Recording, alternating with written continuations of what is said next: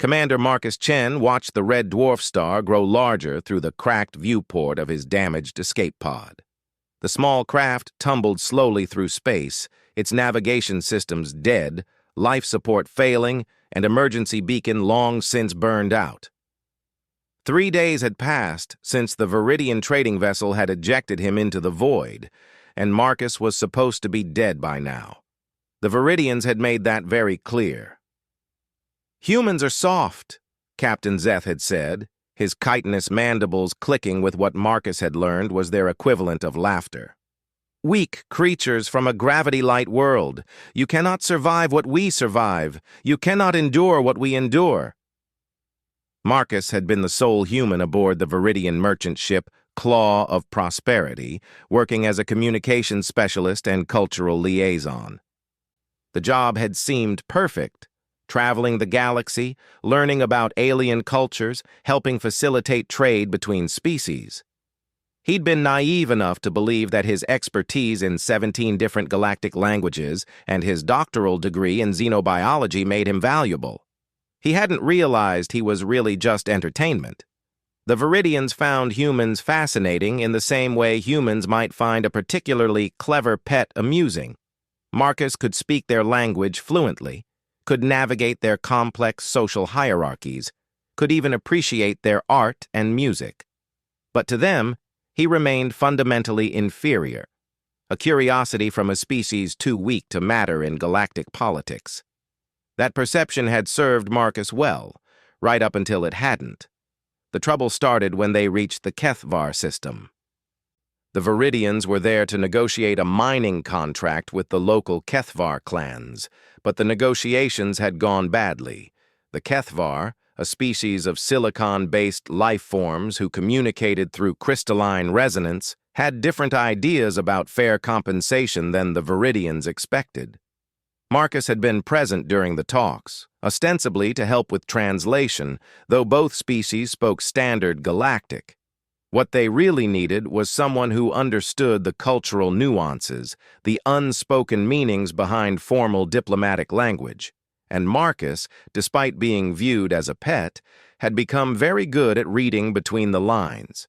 When the Kethvar delegate began using specific harmonic frequencies in his speech patterns, Marcus recognized them from his xenobiological studies. Those frequencies indicated extreme emotional distress, not anger at the negotiation terms, but fear, deep, existential terror. Marcus had tried to warn Captain Zeth privately. The Kethvar weren't stalling or playing hard to bargain. They were afraid of something that made a mining contract with the Viridians seem like a desperate necessity rather than a simple business arrangement. Captain Zeth had dismissed his concerns with a derisive click of his mandibles. "Humans always imagine drama where none exists. Your species thinks every interaction is some grand emotional performance." But Marcus persisted. He'd noticed other signs, the way Kethvar security forces had tripled around the negotiation site, the emergency energy readings from their planetary defense grid, the carefully worded clauses in their contract proposals that seemed designed to get the Viridians off planet as quickly as possible. "They're preparing for war," Marcus had insisted. "Someone's coming. Someone they're afraid of. They need those mining revenues to buy weapons or hire mercenaries."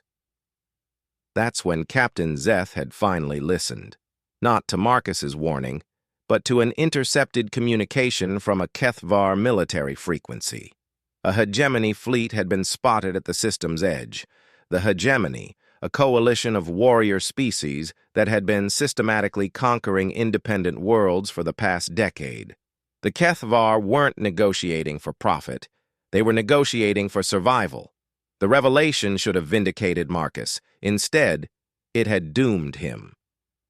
Captain Zeth immediately began emergency departure procedures, abandoning the negotiations and preparing to flee the system before the hegemony arrived. But as the Claw of Prosperity powered up its quantum drives, Zeth had turned to Marcus with cold, calculating eyes. "You knew," the captain had said. "You knew before we did. I tried to tell you. You knew, and you said nothing until it was almost too late. Zeth's secondary arms had begun the subtle gestures that Marcus recognized as preparation for violence. "How did you know? What aren't you telling us?" The accusation hit Marcus like a physical blow. In Viridian culture, withholding tactical information that could affect ship safety was considered an act of sabotage. Worse, doing so while pretending to offer help was seen as the deepest form of betrayal. "I told you as soon as I understood what was happening," Marcus protested.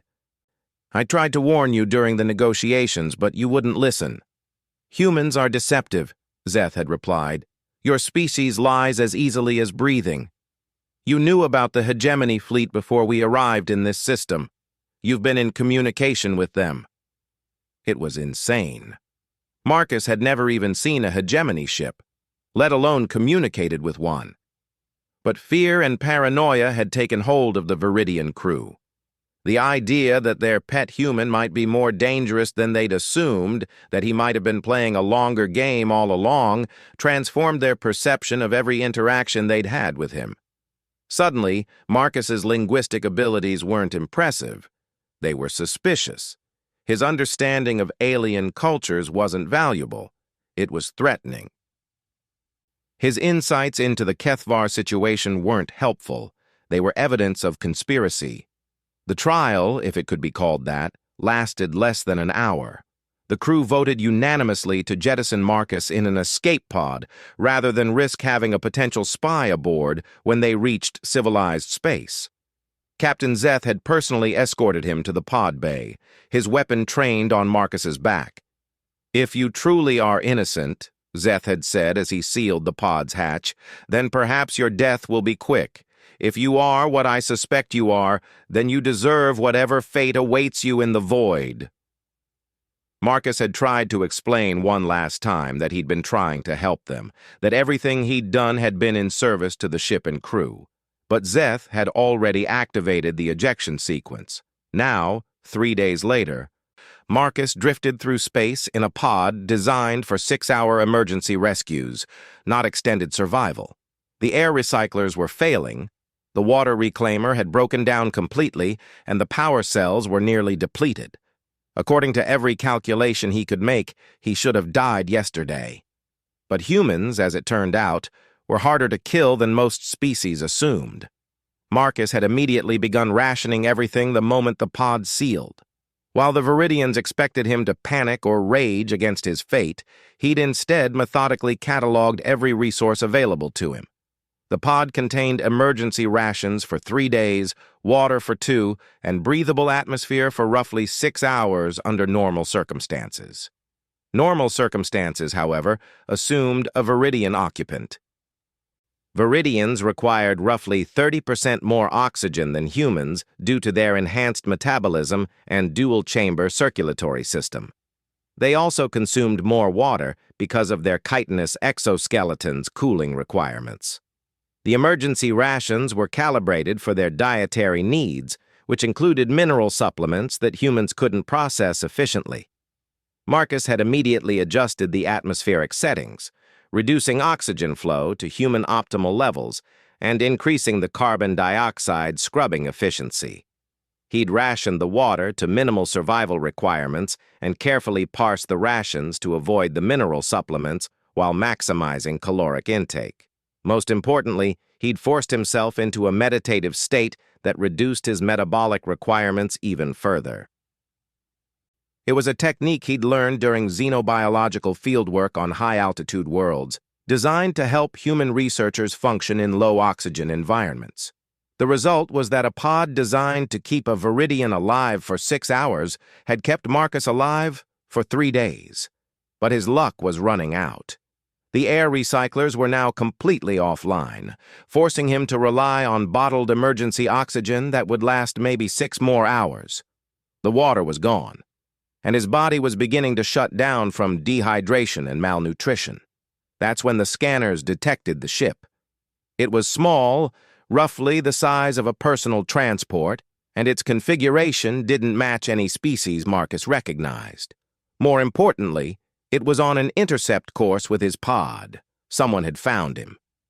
Marcus activated the pod's emergency transmitter, broadcasting on standard rescue frequencies in galactic common. Mayday, Mayday. This is Human Emergency Pod requesting immediate assistance. Life support critical. Please respond. The response came in a language Marcus didn't recognize, all harsh consonants and guttural stops. But the tone was unmistakably predatory. A moment later, the pod shuddered as docking clamps engaged. Marcus heard the hiss of atmosphere equalizing and the mechanical whine of an airlock cycling.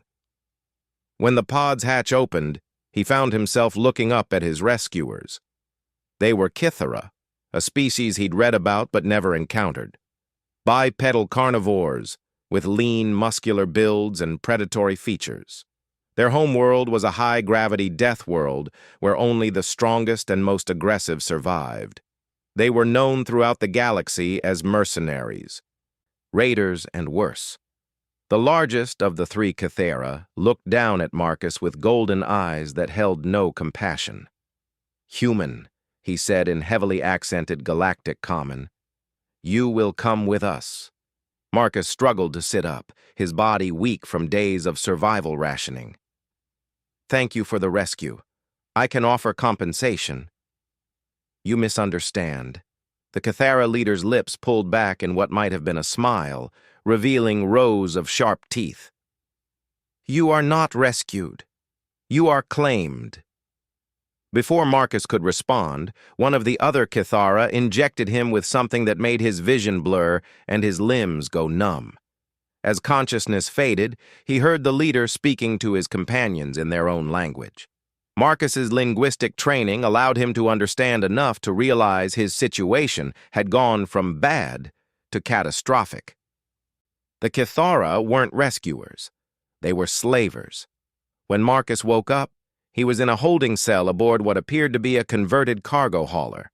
The cell was barely large enough for him to lie down, with walls made of some kind of energy field that hummed ominously when he approached them.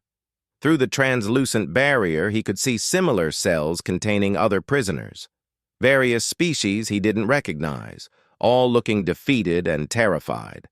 A Kythera guard noticed he was awake and called out in their language.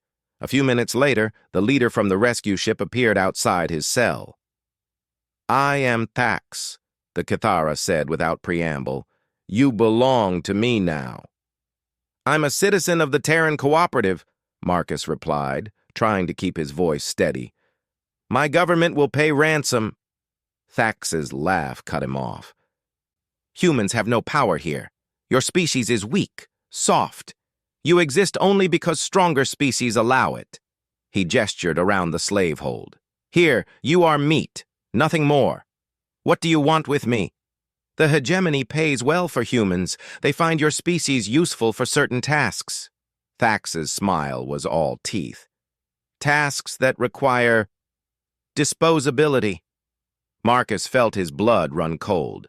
The hegemony was known for using slave labor in their mining operations and terraforming projects. Human physiology made them suitable for work in toxic environments, where other species would die quickly, while their supposedly docile nature made them easy to control. Supposedly. "How long until we reach hegemony space?" Marcus asked. "Curious. Most slaves ask when they will see home again." "You ask about the destination." Thax studied him with predatory interest. "Perhaps you are not as soft as you appear." Marcus didn't respond. He was thinking about what Captain Zeth had said about humans being deceptive, about lying as easily as breathing. At the time, it had seemed like an unfair characterization. Now, looking into Thax's golden eyes, Marcus began to wonder if the Viridian captain had been more perceptive than he'd realized. After all, there were things about humanity that most alien species didn't understand, things that humans themselves sometimes forgot, comfortable as they'd become in their civilized, post-scarcity society. Humans had not always been civilized. 2 days, Thax said eventually. "We reach hegemony space in 2 days. I suggest you prepare yourself. The work camps are not gentle with new acquisitions." After the Kythera left, Marcus lay back on the narrow shelf that served as his bed and stared at the ceiling. 2 days. That wasn't much time, but it might be enough, because Thax had made a critical error in judgment. He'd assumed that capturing Marcus was the end of the story. He'd assumed that humans, being weak and soft, would simply accept their fate and submit to whatever horrors awaited them. He'd assumed wrong. Marcus had spent years studying alien species, learning their cultures, understanding their psychology, but he'd also spent years learning about humanity's own nature, about the evolutionary pressures that had shaped his species on Earth. And one thing that most aliens failed to understand about humans was this: they were persistence hunters. For millions of years, before technology and civilization, humans had survived by being relentlessly stubborn. They couldn't outrun their prey, couldn't overpower it with brute strength. Instead, they'd simply refuse to give up. They'd track wounded animals across vast distances, following them day after day, night after night, until the prey finally collapsed from exhaustion. It was a hunting strategy that required no special physical gifts, just determination, just the absolute refusal to stop. And now, as Marcus lay in his cell planning what came next, he began to smile for the first time since his ejection from the claw of prosperity. The Kythera thought they were the hunters. They were about to learn better. Marcus spent the first 6 hours in his cell mapping everything he could observe. The energy field that formed his prison had a subtle flicker every 43 seconds, probably a power regulation cycle. The guard rotation changed every 4 hours, with a brief overlap period where 2 Kythera were present in the holding area. The ship's deck plating vibrated in a specific rhythm that suggested an older quantum drive with a slightly misaligned resonance chamber. Most importantly, he'd identified the feeding schedule. The Kythera provided food twice per day, a gray, protein-rich paste that tasted like chalk but contained all the nutrients necessary to keep slaves alive and minimally healthy. The feeding process involved temporarily deactivating each cell's energy field while a guard inserted a bowl through a small access port. During those 30 seconds of deactivation, the cell was theoretically vulnerable. Marcus had also been studying his captors. Kythera psychology was relatively straightforward. They respected strength and despised weakness. Their social hierarchy was based on dominance displays and physical prowess. They were also overconfident, particularly when dealing with species they considered inferior. That overconfidence was going to kill them. But first, Marcus needed to survive long enough to act, and that meant playing the role they expected him to play. When Thax returned the next morning, Marcus was sitting against the back wall of his cell, head hanging low, shoulders slumped in apparent defeat. It wasn't entirely an act. His body was still recovering from 3 days in the escape pod, but he exaggerated the effect considerably. "Human," Thax called, his voice carrying the casual contempt he might use for a disobedient animal. "You look unwell." Marcus looked up slowly, letting his eyes appear unfocused and desperate. "Please," he said, his voice hoarse and weak. "I need medical attention. I was in that pod for 3 days with minimal life support." Thax studied him with predatory interest. "You survived 3 days in a Viridian emergency pod? Impressive. Most species would have died in hours." "Barely survived," Marcus corrected, forcing a tremor into his voice. "I'm dehydrated, malnourished. I think something's wrong with my kidneys." It wasn't entirely a lie. His body was definitely showing the effects of his ordeal. But Marcus was also establishing a narrative that would serve his purposes later. "Damaged goods are worth less to the hegemony," Thax mused. "Perhaps I should dispose of you now and avoid the loss." "No!" Marcus scrambled forward, pressing against the energy field with apparent panic. "I can work. I'm a xenobiologist. I understand multiple alien physiologies. The hegemony can use that knowledge." Thax's laugh was like breaking glass. "Knowledge? Human, the hegemony has no interest in your knowledge. They want your bodies for mining operations in toxic environments. Your resistance to radiation and chemical exposure makes you useful until you die, usually within a few months. Marcus let that information sink in, allowing his expression to shift through shock, despair, and finally desperate calculation. It was important that Thax see him processing this new reality, adapting to it in ways that confirmed Cathara preconceptions about human nature. "What if I could be worth more than a mine worker?" Marcus said after a long moment. "What if I had information that could benefit you directly?" "What kind of information?" Marcus hesitated, as if wrestling with a difficult decision. "The ship that ejected me. The Viridians. They were carrying cargo worth more than a year's worth of slave sales." Thax's golden eyes narrowed. "Explain."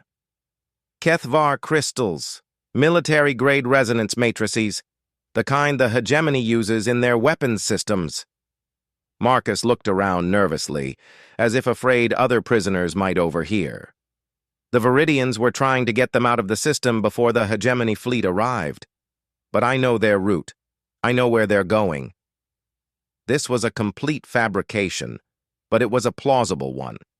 HFY crystals were indeed valuable, and the scenario Marcus described fit perfectly with what any observer would expect in the current political situation.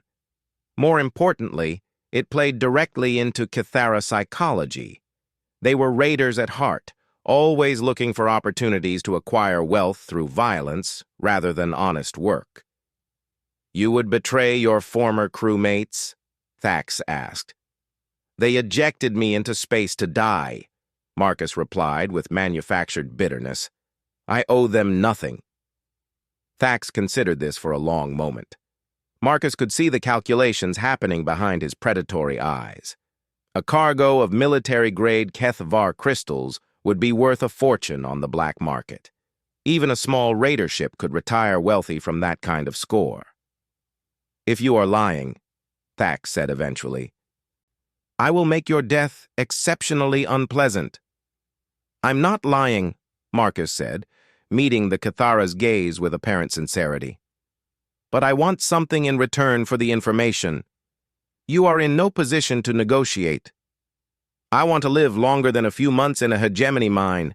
Make me part of your crew instead of selling me as a slave, and I'll help you track down the Viridians." It was a dangerous gambit.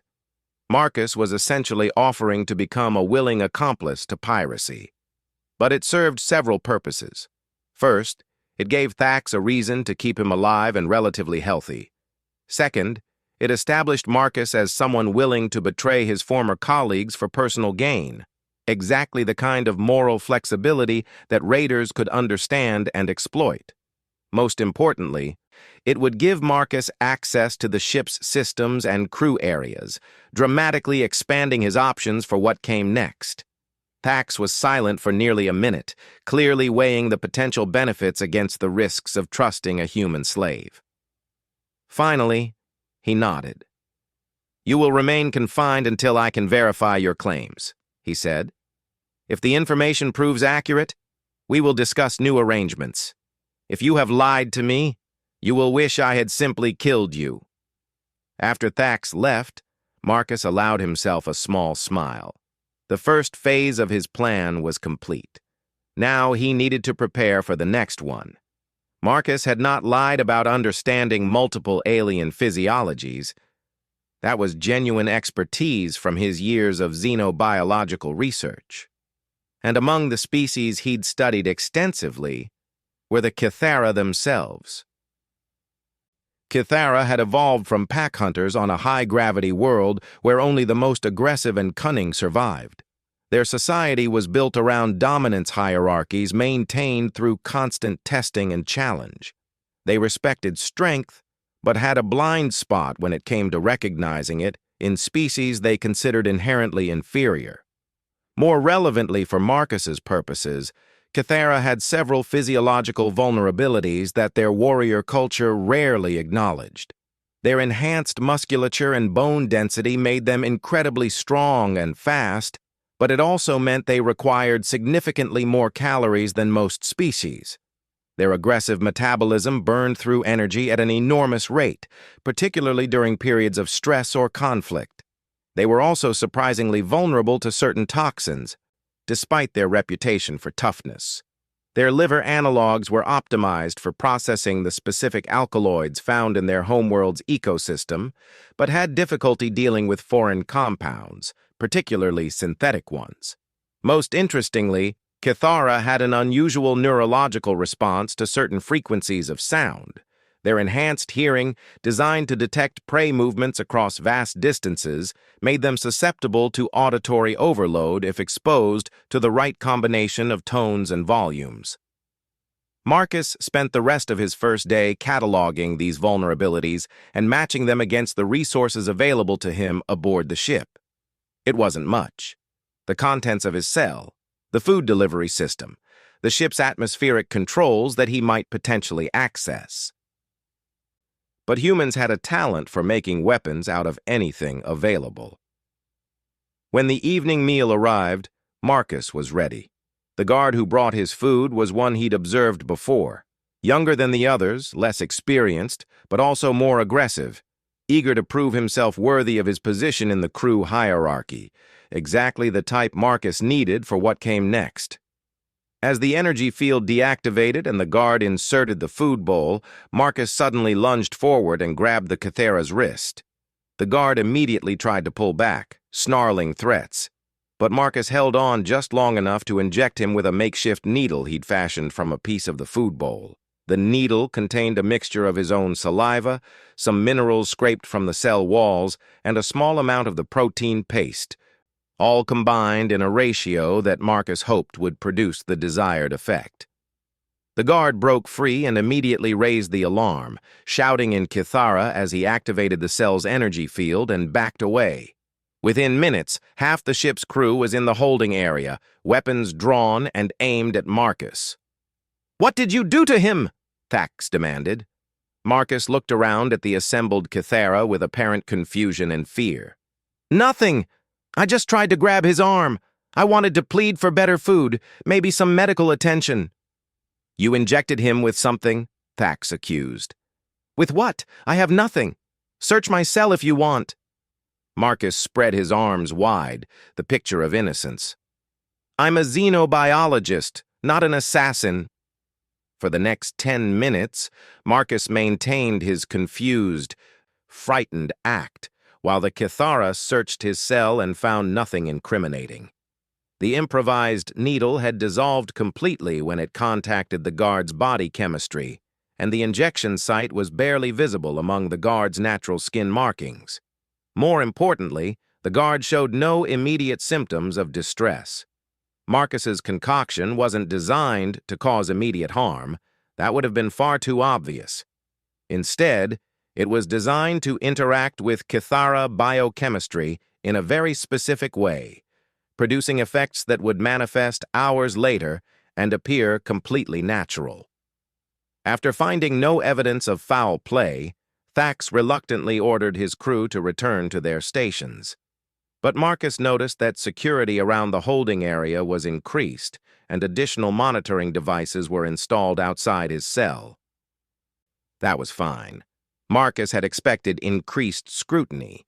What mattered was that the first part of his long-term strategy was now in motion. 6 hours later, the guard Marcus had injected began showing symptoms of what appeared to be food poisoning: nausea, abdominal pain, weakness.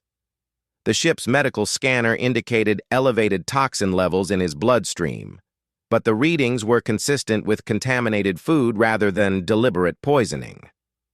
By the next morning, 2 other crew members were showing similar symptoms. The ship's cook was subjected to intensive questioning about food preparation and storage, while the medical bay worked overtime trying to identify the source of the apparent contamination. Marcus, meanwhile, continued to play the role of confused, frightened prisoner. When Thax came to question him about the incident, Marcus's ignorance appeared genuine.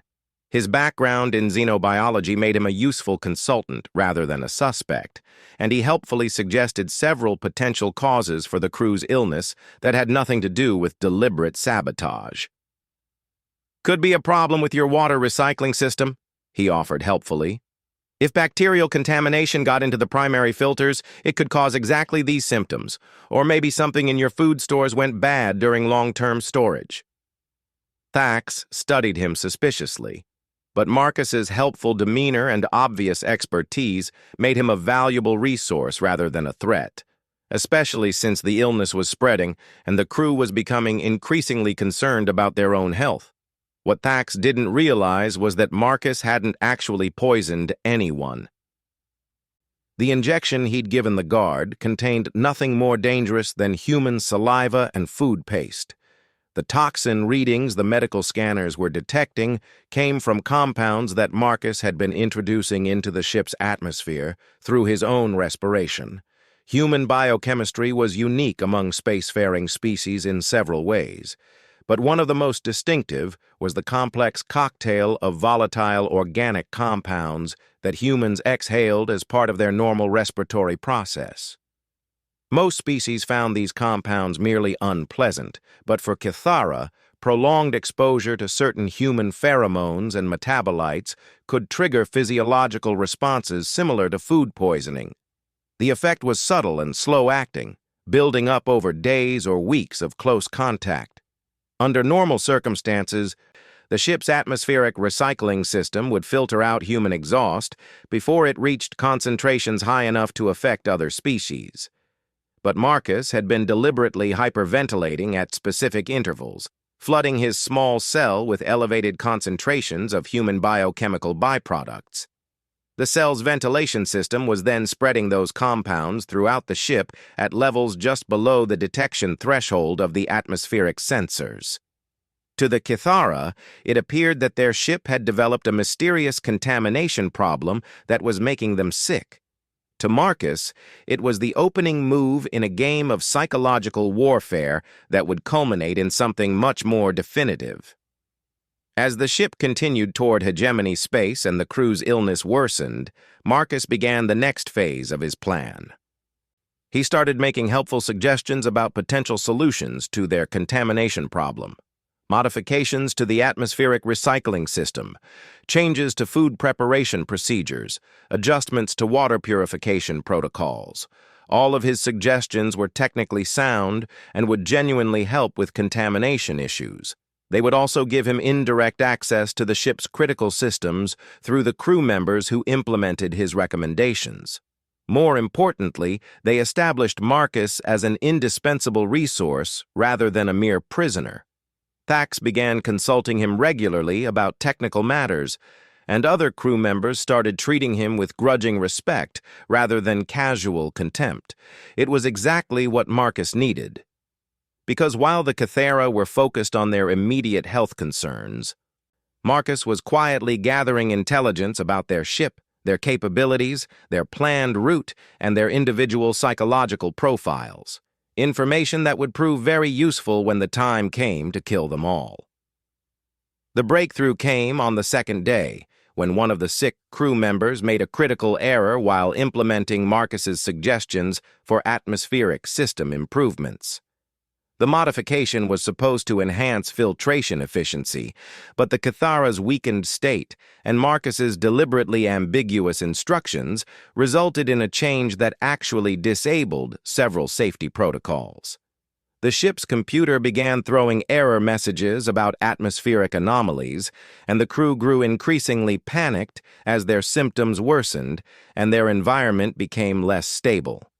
In desperation, Thax brought Marcus to the bridge to help troubleshoot the problems directly. It was the first time Marcus had been outside his cell since capture, and he made the most of the opportunity. While ostensibly helping to diagnose atmospheric problems, he quickly memorized the ship's layout, weapon systems, crew positions, and most importantly, the locations of emergency equipment and escape pods. He also confirmed something he'd suspected from studying the ship's vibration patterns. The quantum drive was indeed misaligned and running inefficiently. Under normal circumstances, that would be merely inconvenient. But if someone with the right knowledge made a few specific adjustments to the drive's containment field, the misalignment could become catastrophically unstable. "I think I see the problem," Marcus said, pointing to the atmospheric control display. "Your primary scrubber is cycling too fast. That's causing pressure fluctuations that are interfering with normal air circulation." It was complete nonsense, but Marcus delivered it with such technical confidence that the Cathara accepted it immediately. His subsequent fix involved rerouting atmospheric control through secondary systems that he could potentially access remotely through the ship's maintenance network. By the time Marcus was returned to his cell, he had everything he needed to move to the final phase of his plan. The ship would reach hegemony space in less than 18 hours. After that, his options would become much more limited. Time to remind these raiders why humans had once been the most dangerous predators on Earth. Marcus spent his last night in captivity reviewing everything he'd learned and preparing for what came next. The Cathara thought they understood him.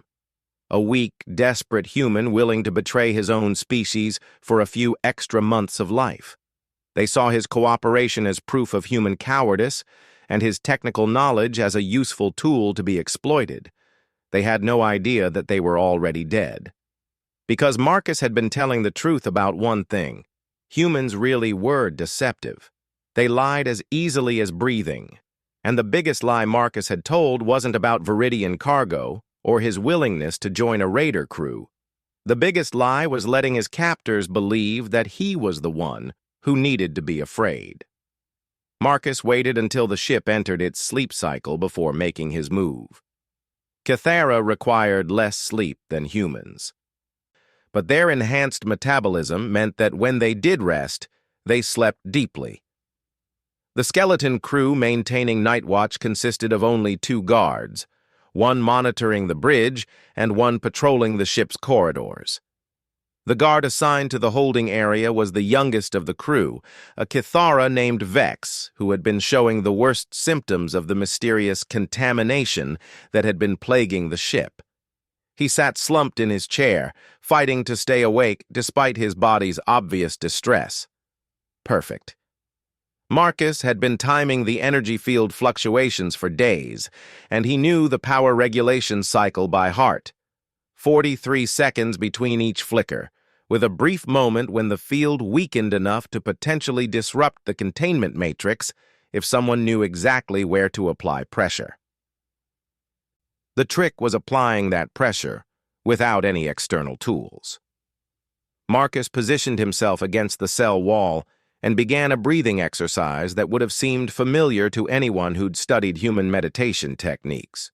But this wasn't about achieving inner peace.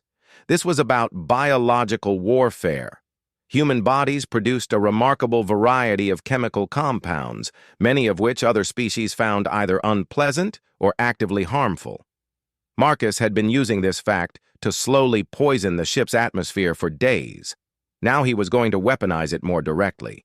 By controlling his breathing, metabolism, and muscular tension in specific ways, Marcus could trigger the release of concentrated pheromones and biochemical byproducts that would have a much more immediate effect on Cathara physiology than his previous subtle approach. The process was uncomfortable and exhausting, but after 20 minutes of careful biological manipulation, Marcus had turned his body into a chemical weapon specifically designed to incapacitate Cathara nervous systems. When Vex made his next patrol past the holding cells, Marcus was ready. "Guard," he called weakly, making his voice sound even more distressed than usual.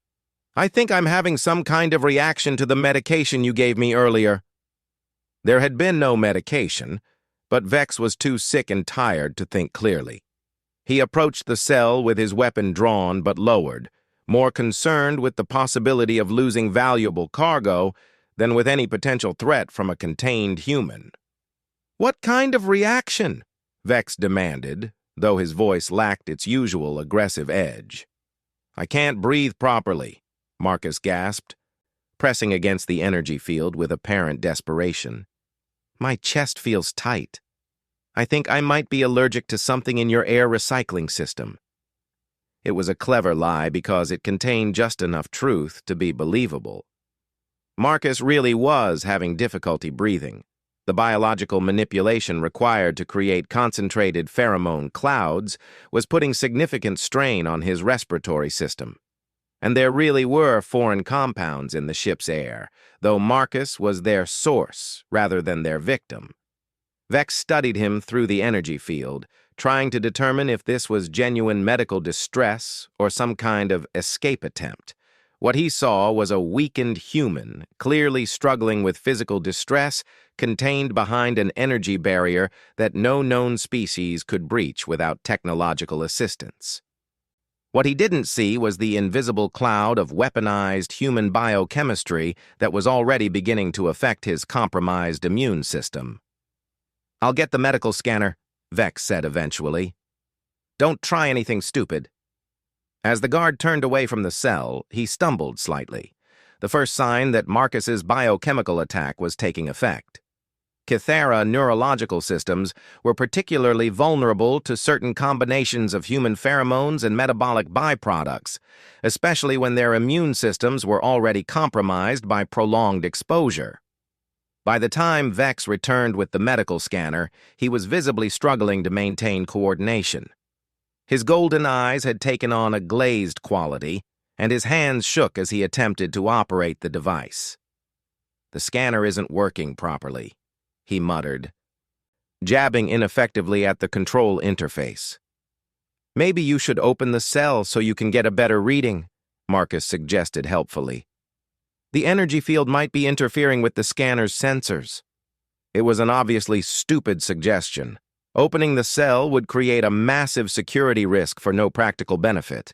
But Vex's cognitive functions were rapidly deteriorating under the assault of concentrated human biochemistry, and Marcus's helpful, concerned tone made the suggestion seem reasonable. Vex deactivated the cell's energy field and stepped inside with the scanner, completely unaware that he was walking directly into the source of his neurological distress. Marcus waited until the guard was close enough, then struck. He didn't try to overpower Vex through brute force. That would have been impossible. Kythera were significantly stronger than humans under the best of circumstances, and despite his illness, Vex retained most of his physical advantages. Instead, Marcus targeted specific pressure points that he'd identified through his xenobiological studies. The first strike disrupted Vex's inner ear, destroying his balance and spatial orientation. The second targeted a nerve cluster that controlled fine motor coordination. The third hit a point that would trigger temporary paralysis in Kythera musculature. Vex collapsed without making a sound, his weapon clattering harmlessly across the cell floor. Marcus quickly retrieved the weapon, a Kythera plasma rifle designed for their larger hands and enhanced strength. It was awkward for human use, but Marcus had studied enough alien weapon systems to adapt. More importantly, he now had access to the ship. Marcus dragged Vex's unconscious body into the cell and reactivated the energy field, creating the illusion that the guard was still at his post. Then he began his systematic infiltration of the ship's systems. The first priority was gathering intelligence. Marcus needed to know exactly where each crew member was located, what they were doing, and how alert they were to potential threats. Using Vex's access codes, he quietly tapped into the ship's internal monitoring network. The bridge was manned by a single pilot, who appeared to be half asleep at his station. The engine room was unoccupied. The ship's automated systems handled most routine maintenance during sleep cycles. The captain's quarters showed Thax in deep sleep, recovering from the worst of his contamination symptoms.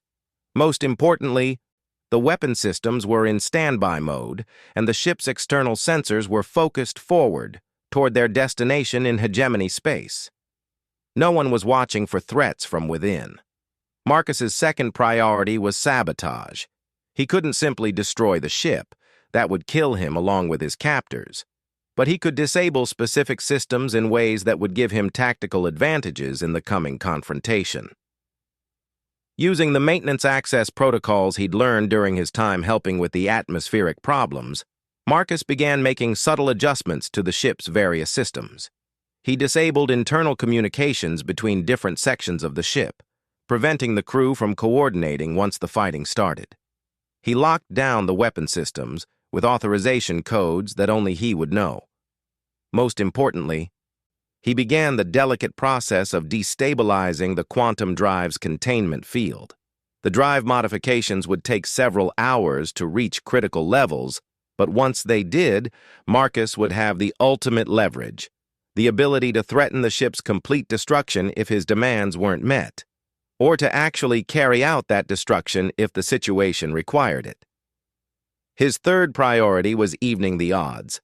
Kythera were formidable opponents individually, but they were also pack hunters who relied on coordination and mutual support. Take away their ability to work together, and they became much more manageable threats. Marcus began his campaign of psychological warfare by targeting the ship's life support systems. Not to harm the crew directly, but to create an atmosphere of confusion and paranoia that would work in his favor. He introduced subtle fluctuations in the lighting systems, creating the impression of electrical problems. He adjusted the atmospheric pressure in different sections of the ship, generating unsettling sounds and sensations that would keep the crew on edge. Most effectively, he began manipulating the ship's artificial gravity generators, creating brief moments of disorientation that would make the Kythera question their own perceptions. To a crew already weakened by illness and stressed by their mysterious contamination problems, these additional issues would seem like evidence that their ship was falling apart around them. It would make them jumpy, paranoid, and prone to poor decision-making. Exactly what Marcus needed for what came next. The first kill came 3 hours into his escape, when the bridge pilot noticed that communications with the holding area had gone silent. He left his station to investigate, walking directly into the trap Marcus had prepared. The corridor leading to the holding area had been rigged with a series of obstacles designed to exploit Kythera psychology and physiology. The lighting had been dimmed to create pools of shadow where Marcus could hide. The artificial gravity had been adjusted to create disorienting effects that would throw off the pilot's natural coordination. Most importantly, the atmospheric composition had been altered to include elevated concentrations of the same human biochemical compounds that had incapacitated Vex. The pilot made it halfway down the corridor before the combination of sensory disruption and chemical exposure began affecting his nervous system. Marcus struck from behind, using the plasma rifle set to its lowest setting, enough to incapacitate without creating the energy discharge that would alert the rest of the crew. 2 down, 4 to go. Marcus dragged the pilot's body into a storage compartment and then moved to his next target. The ship's engineer was sleeping in quarters near the engine room, but Marcus had no intention of engaging him in close combat. Instead, he used the ship's automated systems to lock the engineer inside his quarters and began flooding the compartment with concentrated human pheromones through the ventilation system. Within an hour, the engineer was unconscious from biochemical exposure. Marcus simply sealed the ventilation system to that compartment, ensuring that his victim would remain incapacitated for the foreseeable future. 3 down, 3 to go. The next target was more challenging. The ship's weapons specialist was both alert and suspicious, having noticed the various system anomalies that Marcus had been creating. Instead of investigating individually, he'd armed himself and begun methodically checking each section of the ship. Marcus tracked his progress through the internal sensors, staying one step ahead of the search pattern. But he knew that direct confrontation was inevitable. The weapons specialist was too experienced to be easily trapped or tricked. When the confrontation came, it happened in the ship's main cargo bay. The weapons specialist had cornered Marcus there, or so he thought. In reality, Marcus had led him there deliberately. "Human," the Kythera snarled, raising his weapon. "You will surrender now, or I will kill you, slowly." Marcus stepped out of the shadows with his hands raised in apparent surrender. "I don't want to fight you," he said, his voice carefully pitched to sound defeated and afraid. "I just want to live." "Too late for that. You've killed my crewmates. Now you die." But as the weapons specialist prepared to fire, Marcus triggered the trap he'd prepared. The cargo bay's artificial gravity suddenly reversed, throwing both combatants toward the ceiling. In the confusion, Marcus managed to grab onto a support beam, while his opponent tumbled helplessly through the suddenly chaotic environment. When gravity returned to normal, the weapons specialist crashed hard to the deck, his weapon skittering away across the cargo bay floor. Marcus dropped down and finished him with a precise strike to the skull, the kind of blow that would have been ineffective against healthy Kythera bone structure, but which was devastatingly effective against a skull already weakened by prolonged exposure to human biochemical toxins. 4 down, 2 to go. The remaining crew members, Thax and the ship's navigator, had finally realized that something was seriously wrong. They'd found the unconscious engineer and discovered that their communication systems had been sabotaged. Now they were working together, moving carefully through the ship with weapons ready and coordination protocols in effect. It was exactly what Marcus had been preparing for. He'd spent hours rigging the ship's corridors with improvised explosive devices made from maintenance chemicals and power cells. Nothing powerful enough to breach the hull, but more than sufficient to create devastating shrapnel effects in enclosed spaces. The devices were triggered by proximity sensors keyed to Kythera biosignatures, meaning that Marcus could move through the ship safely while his enemies walked through a minefield. The first explosion caught the navigator in the main corridor outside the bridge. The blast itself wasn't fatal, but the chemical burns and shrapnel wounds left him helpless on the deck. Marcus finished him quickly and efficiently, using techniques he'd learned during his xenobiological studies of Kythera anatomy. 5 down, 1 to go.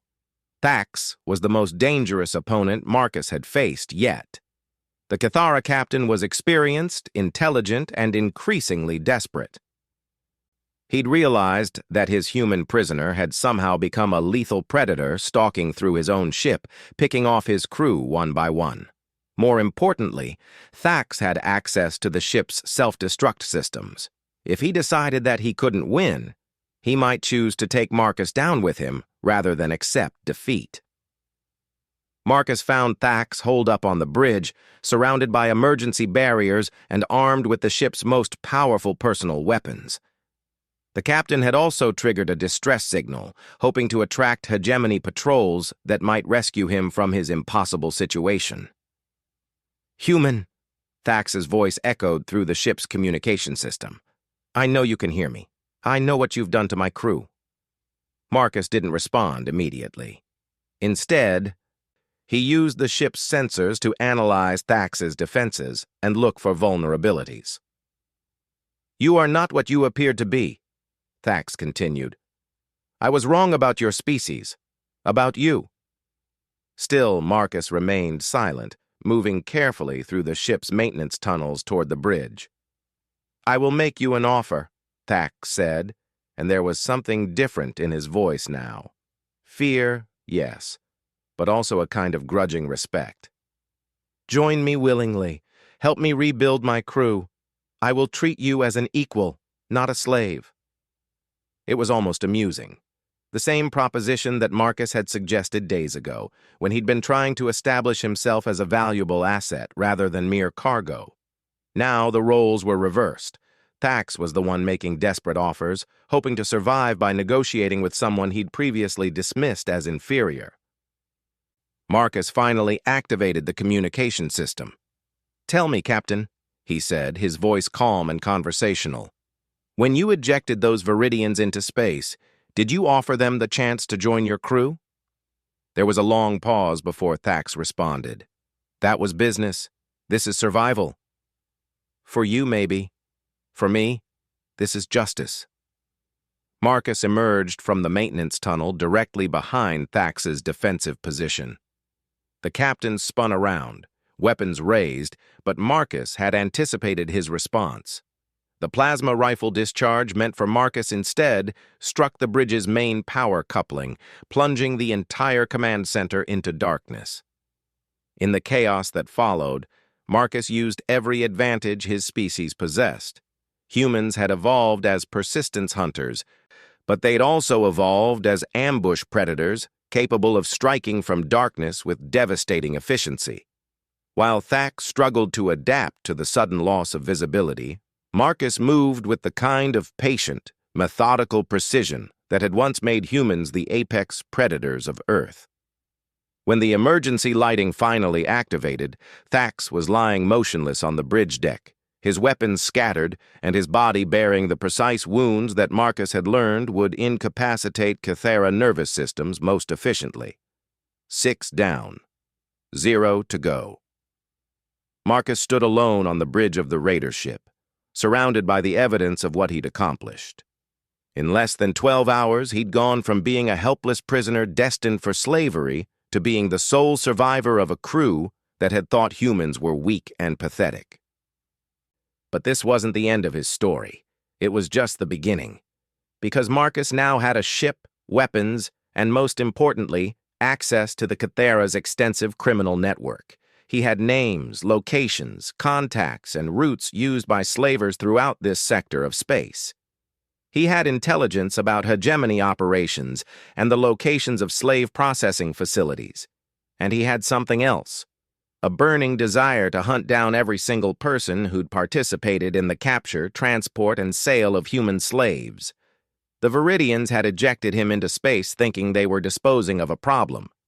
The Cathera had captured him thinking they were acquiring a valuable commodity. The hegemony was expecting to receive a docile worker for their mining operations. They were all about to discover that they'd made a serious mistake in their assessment of human nature. Marcus activated the ship's communication system and began composing a message that would be transmitted to every known slaver and criminal organization in the sector. The message was simple, direct, and utterly terrifying in its implications. To all slavers, raiders, and traffickers in human beings, you have made an enemy. I am coming for you, all of you. You can run, you can hide, you can try to defend yourselves. It won't matter. I will find you, and I will kill you, and I will free every human you've taken. This is not a threat. This is a promise. And humans always keep their promises. Marcus smiled as he transmitted the message and then began plotting a course for the nearest known slaver base. The hunt had only just begun. The response to Marcus's message was immediate and predictable. Half the criminal organizations in the sector dismissed it as the ravings of a deranged slave who'd somehow gained access to communication equipment. The other half began quietly altering their routes and increasing their security measures, just in case. Marcus had expected both reactions. What he hadn't expected was the third response, a heavily encrypted transmission from an unknown source that arrived 6 hours after his broadcast. Human Marcus Chen, the message began, using perfect galactic standard, but with an accent Marcus didn't recognize. We have been monitoring your activities with great interest. We represent certain parties who share your concerns regarding the illegal trafficking of sentient beings. We would like to meet.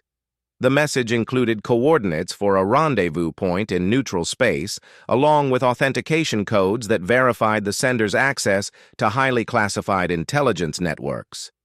Either Marcus had attracted the attention of a major government agency, or someone was going to considerable effort to trap him. He decided it was worth the risk.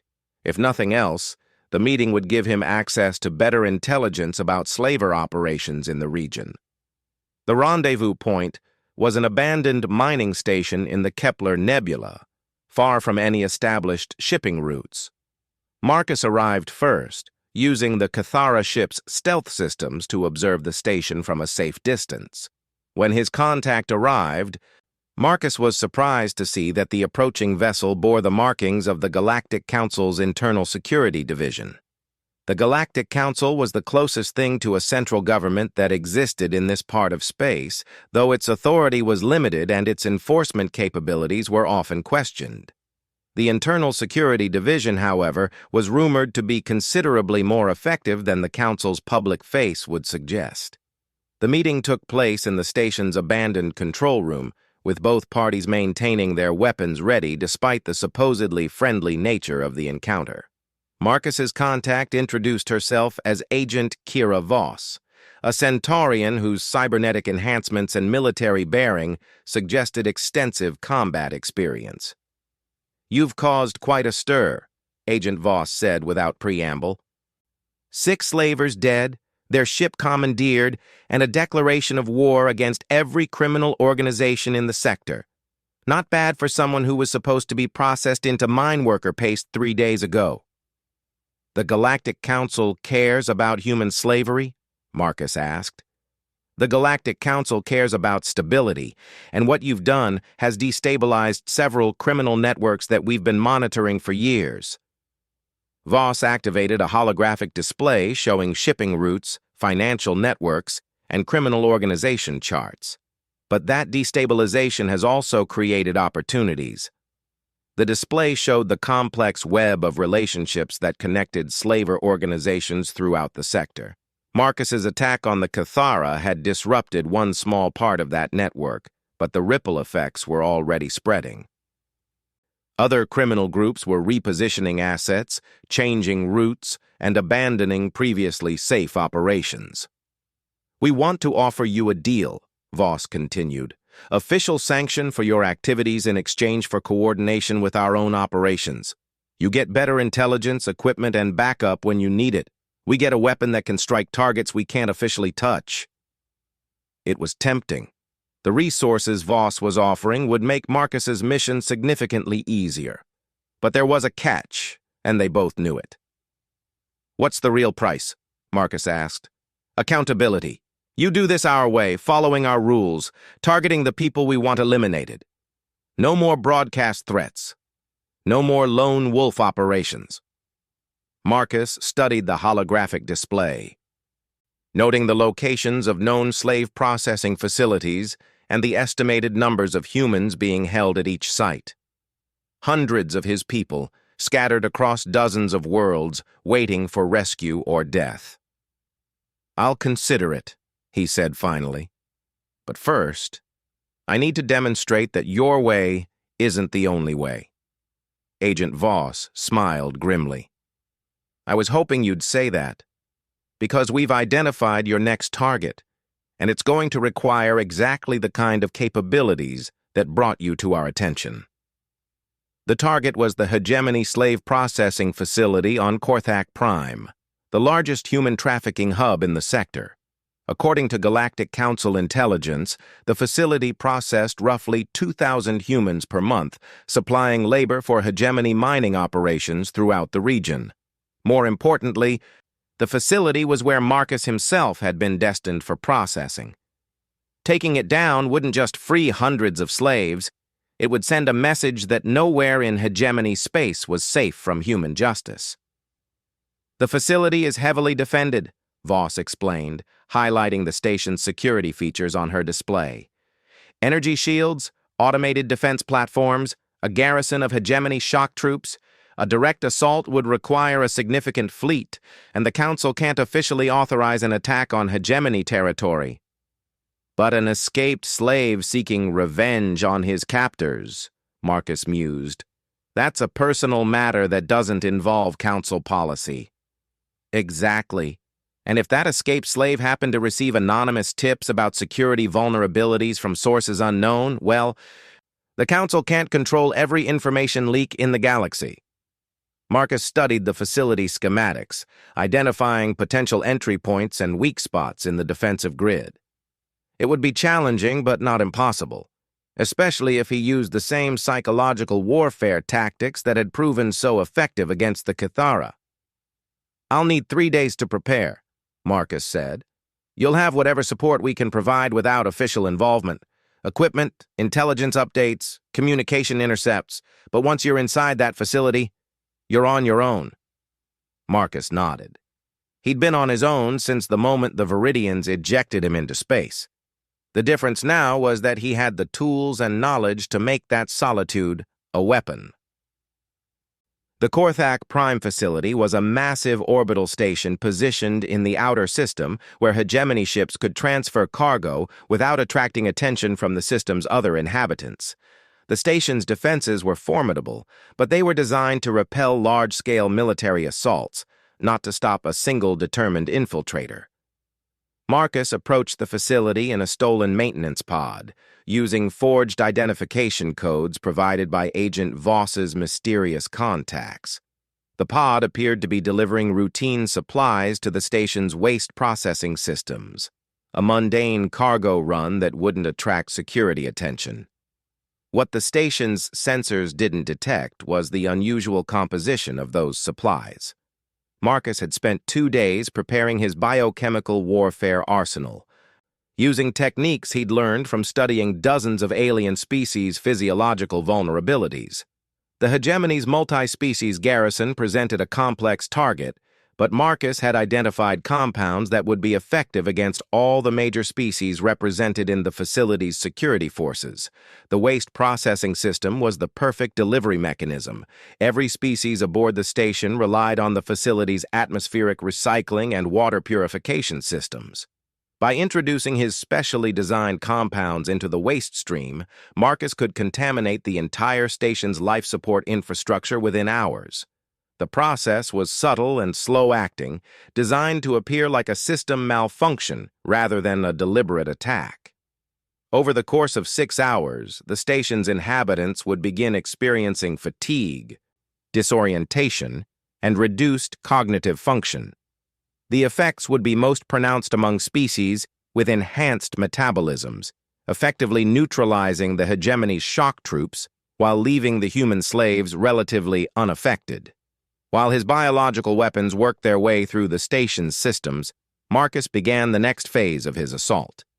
Using maintenance access tunnels and service corridors, he moved through the facility like a ghost, placing explosive charges at critical structural points and sabotaging security systems. The hegemony had made the same mistake as every other species Marcus had encountered.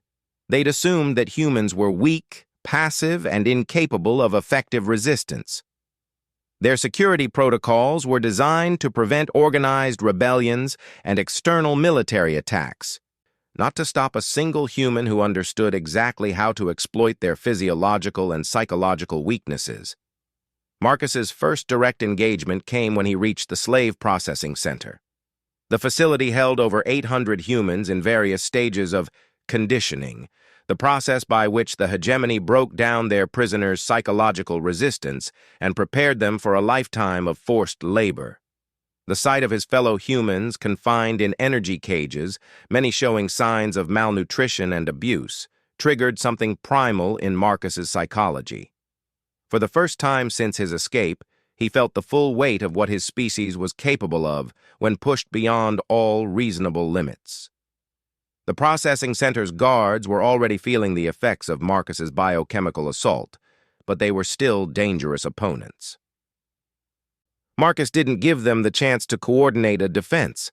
He struck like a force of nature, moving through the facility with the kind of relentless efficiency that had once made humans the apex predators of Earth. Every technique he'd learned, every advantage his species possessed, every innovation and adaptation that had allowed humanity to survive and thrive in a hostile universe, all of it focused into a single, devastating assault. The guards never knew what hit them. When the security alarms finally sounded, Marcus was already freeing the first group of prisoners. The humans he rescued were weak from imprisonment, but they were also desperate for revenge. Marcus quickly organized them into effective resistance cells, using their knowledge of the facility's layout and their burning desire for freedom to maximum advantage. "Can you fight?" he asked each group he freed. Some could, some couldn't, but all of them could help in other ways, disabling security systems, providing intelligence about guard rotations, creating distractions that allowed Marcus to strike at additional targets. The hegemony garrison finally mobilized for a coordinated response when Marcus's sabotage efforts triggered a cascade of system failures throughout the station. But by then, it was too late. The biochemical contamination had weakened their forces, the security systems were offline, and nearly 300 freed humans were causing chaos throughout the facility. The final confrontation came in the station's command center, where the facility's commanding officer had barricaded himself with his remaining loyal troops. General Kresh was a hegemony veteran with decades of experience subjugating rebellious populations, but he'd never faced anything like Marcus Chen. "You are one human," Kresh snarled through the command center's communication system. "I have an entire garrison. You cannot win." Marcus's response was broadcast throughout the station, reaching not just the general but every human prisoner still awaiting rescue. "I am one human," he acknowledged, "but I am not alone. Every human you've enslaved, every person you've tortured and abused, they are all part of me now. Their anger is my anger. Their desire for justice is my weapon." He paused, letting that sink in. "And you're wrong about one thing, General. I've already won. Your facility is destroyed. Your slaves are free. Your troops are dead or dying. The only question now is whether you die quickly or slowly." The battle for the command center lasted 47 minutes. When it was over, Marcus stood amid the wreckage of the hegemony's largest slave processing facility, surrounded by nearly 800 liberated humans and the bodies of their former captors. But the victory came with a cost. Marcus had sustained serious injuries during the final assault, and his body was showing the effects of prolonged exposure to his own biochemical weapons. Agent Voss found him in the facility's medical bay 3 days later, recovering under the care of rescued human doctors who'd once been destined for the mines. "The hegemony is calling it the worst terrorist attack in their history," Voss reported. "They're demanding that the Galactic Council investigate and prosecute everyone responsible." Marcus smiled weakly. "And what does the Council say?" "Officially, we're concerned about this outbreak of lawlessness and are committed to bringing the perpetrators to justice." Voss's expression suggested what she thought of that official position. "Unofficially, 3 more slaver organizations have announced they're suspending human trafficking operations indefinitely." "Only 3? So far. But word is spreading. The story of a single human who destroyed an entire hegemony facility is becoming legend among the criminal underworld. Some of them are starting to wonder if maybe humans aren't as helpless as they thought." Marcus nodded, satisfied. Fear was a powerful weapon, and reputation was a force multiplier. Every slaver who abandoned human trafficking because they were afraid of attracting his attention was a victory that didn't require violence. But there would still be violence. Marcus knew that.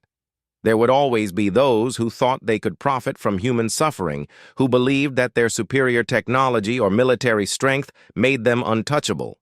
They would learn better. "The Council is prepared to offer you that deal again," Voss said. "Official sanction, full support, all the resources you need to continue your mission. And all I have to do is follow your rules and target your enemies. It's better than being a fugitive for the rest of your life." Marcus considered the offer for a long moment. The resources would be useful, and the intelligence support would make his mission more efficient. But there was something to be said for the freedom to choose his own targets and methods. "I appreciate the offer," he said finally, "but I think I'll continue working independently for now." Voss didn't seem surprised. "I thought you might say that, but the offer remains open if you change your mind." After she left, Marcus spent several hours reviewing the intelligence data she'd provided about remaining slaver operations in the sector. There were dozens of targets, hundreds of facilities, thousands of humans still waiting for rescue. It would take years to reach them all, maybe decades. But Marcus had something that most species didn't understand about humanity: patience. the willingness to pursue a goal regardless of the time and effort required. Humans were persistence hunters. They didn't stop. They didn't give up. They didn't compromise with evil or negotiate with slavers. They just kept hunting until the job was done. Marcus activated the medical bay's communication system and began composing his next message to the galactic criminal underworld. This one would be more specific, more targeted. A list of names, locations, and organizations. A clear statement of intent and capability. And a promise that every human they held would be freed, every facility they operated would be destroyed, and every slaver who participated in the trade would face justice. Some would dismiss the threat, some would increase their security, some would try to negotiate. All of them would learn the same lesson that the Viridians, the Cathara, and the Hegemony had learned. When you made an enemy of humanity, you didn't get to choose how the story ended. Marcus smiled as he transmitted his message and began planning his next hunt.